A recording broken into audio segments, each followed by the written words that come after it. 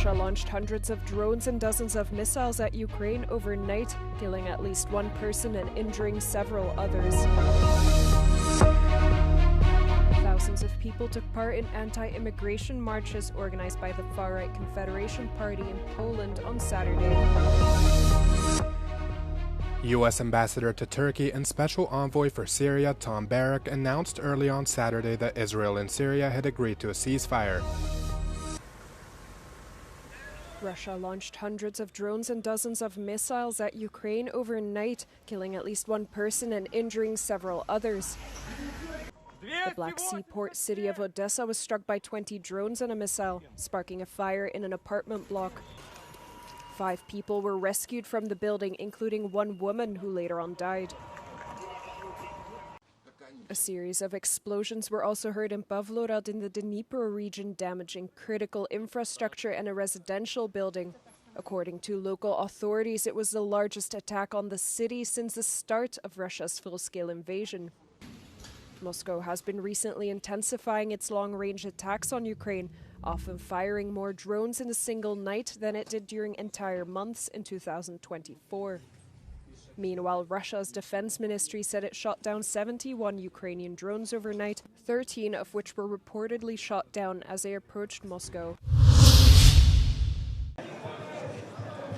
On Saturday, thousands of people took part in anti-immigration marches organized by the far-right Confederation Party. The marches took place in more than 80 cities across Poland.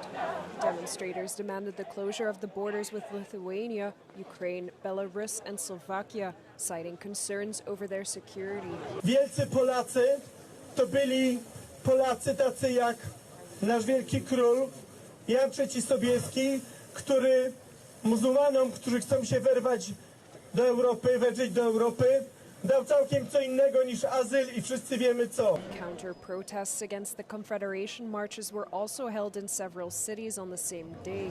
Many were seen holding banners such as "Accept the refugees, delete the fascists" and "We defend the right to asylum." Powinniśmy być krajem Unii, który trzyma się podstawowych konwencji praw człowieka, które podpisało. A day prior to the protests, in a meeting of interior ministers hosted by Germany, Poland, along with 5 other EU countries, agreed a set of targets for tightening asylum rules.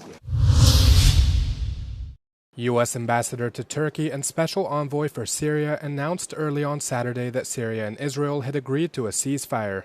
It comes after Israeli forces carried out several attacks against Syria, including in the capital Damascus, in what it called military interventions to protect the Druze minority. Clashes between armed Druze groups and Bedouin clans erupted on Sunday in the southern province of Sueda. Government forces nominally intervened to restore peace, but ended up taking the Bedouin side against the Druze.